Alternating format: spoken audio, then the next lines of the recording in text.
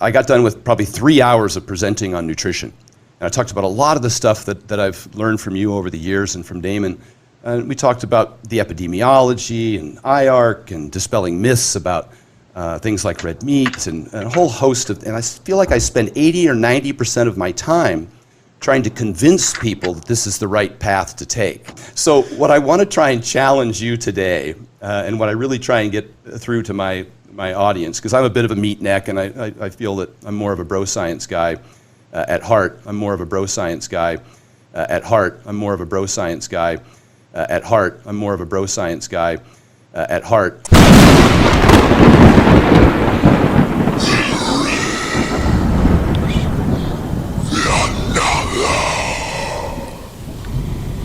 Brofessor!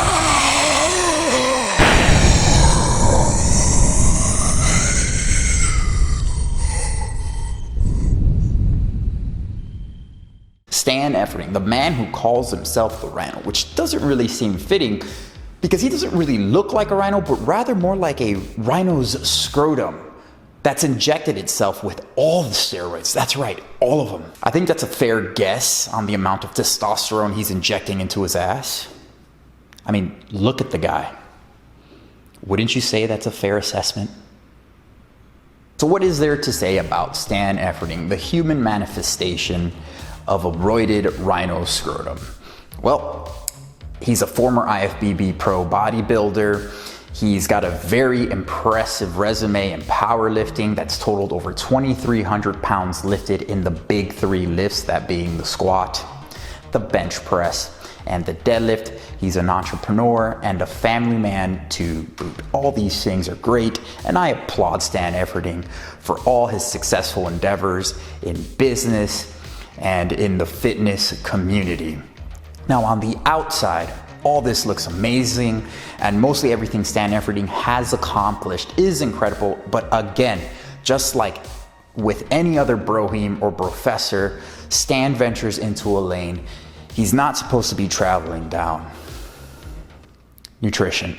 I understand this can be very difficult to comprehend because he has muscles due to his dedicated work in and outside of the gym. Also because he takes a shitload of steroids. Therefore, I guess he feels more knowledgeable in the topic of nutrition, but unfortunately, acquired muscle mass alone doesn't equate to a more comprehensive understanding of nutrition. But I guess in his mind, it does validate him to start giving nutritional advice to people and start claiming certain foods are healthy for human ingestion because his professor mind is convinced it does, even though the science shows otherwise. You see, everyone, Stan Efferding is a big promoter of eating animals like cows, chickens, pigs, fatty fish, and God knows what other animals, and what these animals secrete like eggs and milk because of the nutrients that are found in the flesh and secretions of these needlessly exploited animals. Of course, Stan Efferding, being the entrepreneur he is, decided to start a meal prep business called the Vertical Diet because he's such a big believer in eating flesh and animal secretions due to reasons I believe are founded based on anecdotal experiences from his youth rather than what the science demonstrates. It's not hard to predict what happened when I started sleeping well and eating all those nutrient-dense foods. High-quality, cholesterol-based animal proteins loaded with iron, creatine, and B vitamins. I started to grow.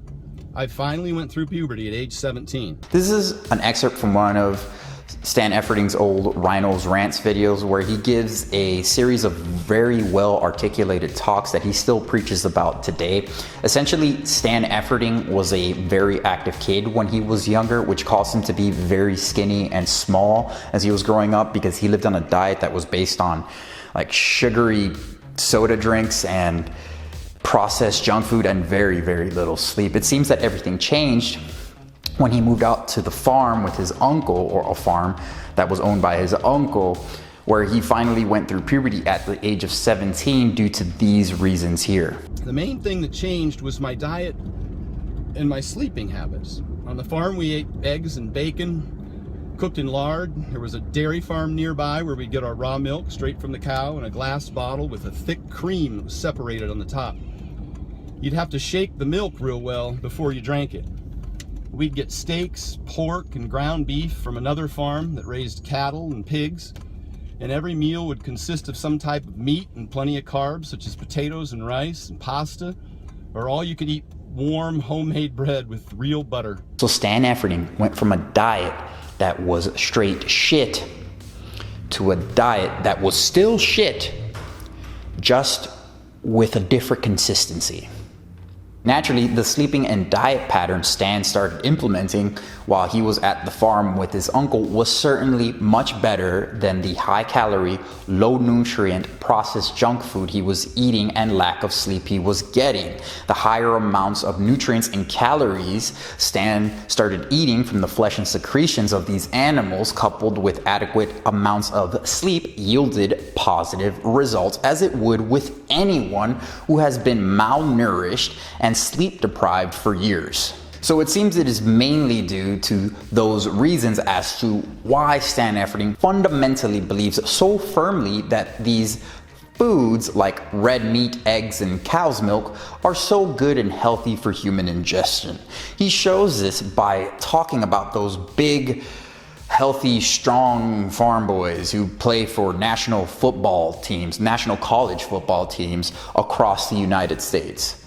But I prefer the big basics, such as red meats, eggs, whole milk, and plenty of calories to allow them to grow. Look at those farm boys playing offensive line for Kentucky, Ohio State, and Tennessee. They're not drinking protein shakes.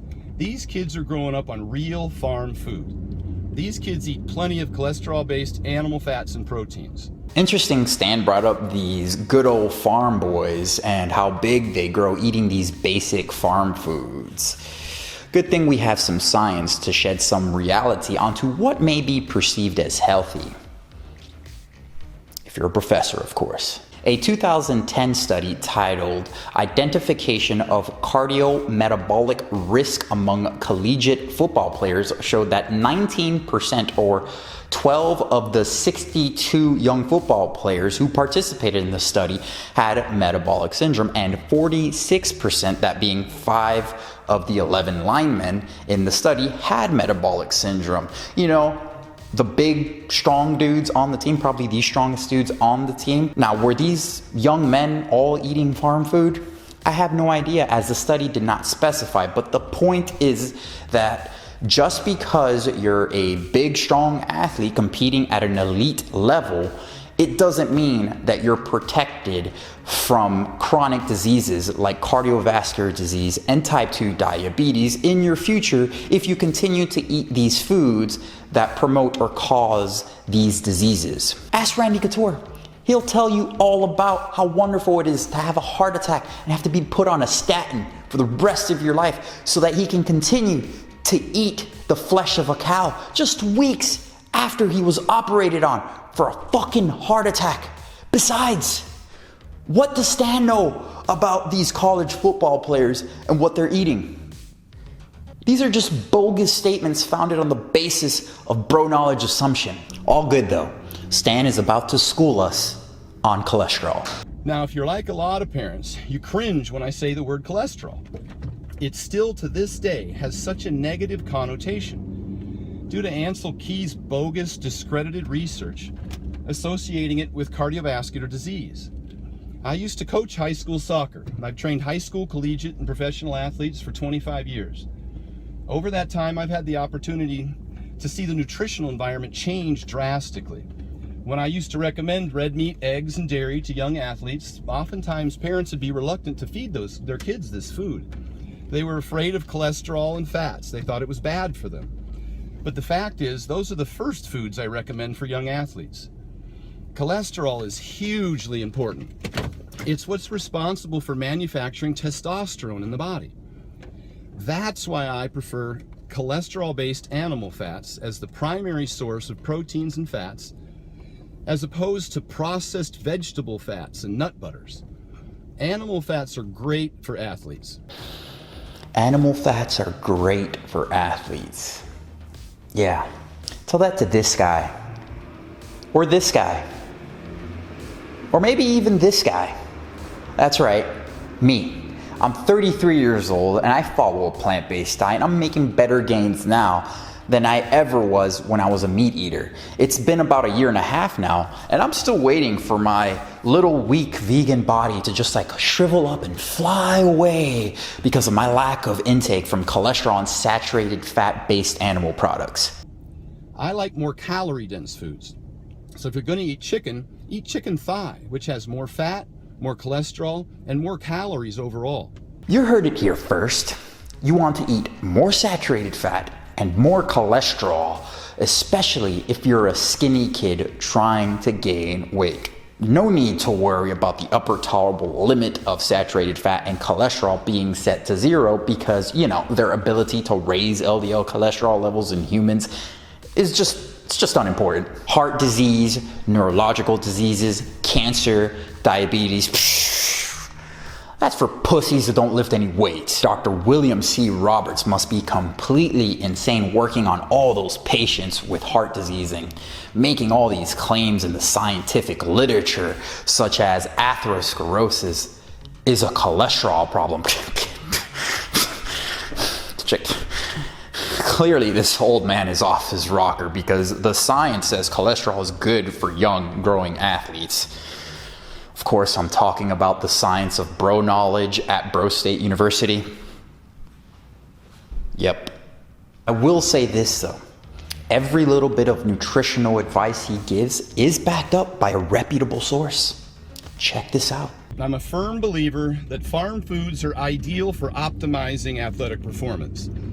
Unfortunately, there's still plenty of misinformed people who believe that animal fats and proteins cause heart disease.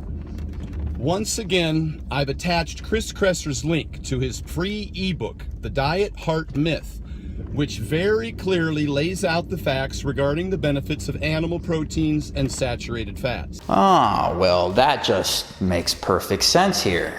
The highly regarded Brofessor of the Month himself, Mr. Chris Kresser, the same Chris Kresser who was completely humiliated by James Wilks, who, by the way, isn't a health professional, yet somehow James knows more about nutrition science than Chris will probably ever know.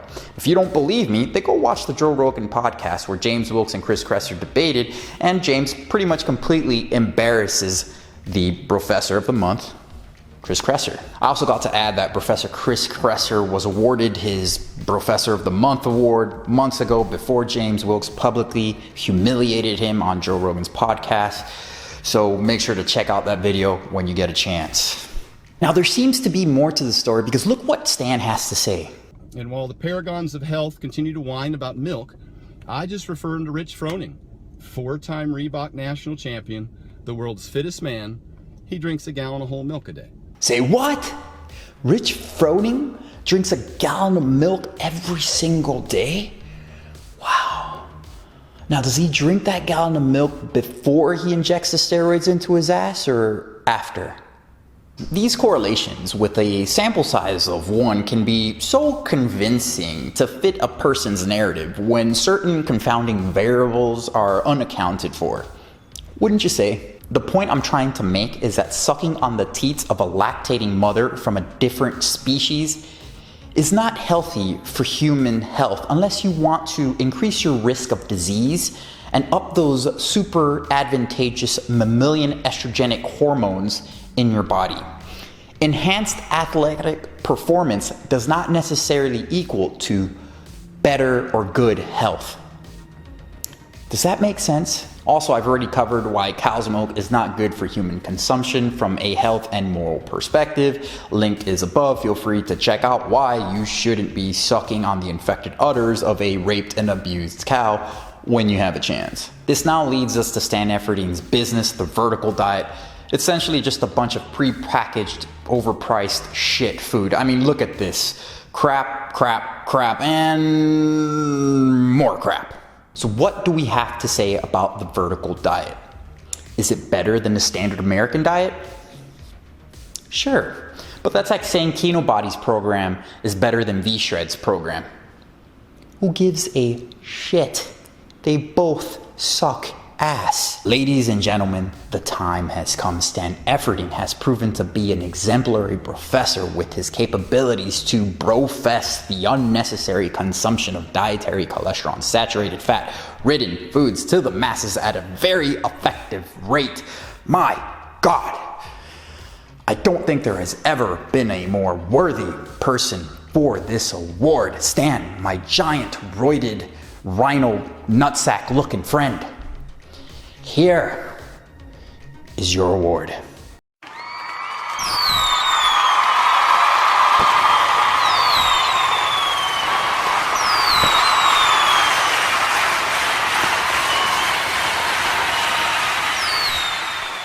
So that's about it, ladies and gentlemen. Congratulations to Stan Efferding for receiving this prestigious award. Everyone who watched this video, please let me know what you think in the comment sections down below. As you know, I love to engage with all of you. Do you agree? Do you disagree? What are your thoughts? I would love to hear. Please feel free to like, subscribe, and hit the ding dong button if you haven't already. You guys know I appreciate every single one of you. You guys know who I am. I'm the Natural Hulkster. I want to thank you for watching, and please stay tuned for the next one.